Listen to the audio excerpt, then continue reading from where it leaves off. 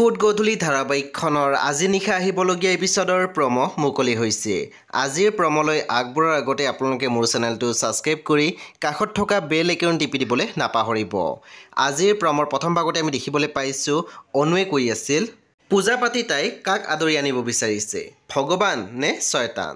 তাৰপিছত আমি প্ৰম'ত দেখিবলৈ পাইছোঁ অৰিন্দমৰ দেউতাকে কৈ আছিল মোক তুমি বুজিব নালাগে, সকলো বুজি পাইছোঁ মই। আচ্ছা তুমি জানানে সি এতিয়া ক'ত আছে? তাৰপিছত আমি প্ৰম'ত দেখিবলৈ পাইছোঁ অনুৱে কৈ আছিল ঘৰখনৰ ভালৰ কাৰণে আৰু বহুত কাম কৰিবলগীয়া আছে, বহুত কাম আধৰুৱা হৈ আছে, সেইবোৰ সম্পূৰ্ণ কৰিবলৈ কোৱাচোন তাইক।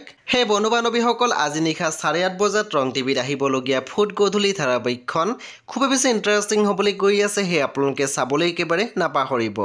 পৰৱৰ্তী আপডেটৰ বাবে আপোনালোকে মোৰ চেনেলটো ছাবস্ক্ৰাইব কৰি কাষত থকা বেল আইকন টিপি দিবলৈ একেবাৰে নাপাহৰিব আৰু প্লিজ আপোনালোকে মোৰ ভিডিঅ' এটা লাইক কৰি দিব।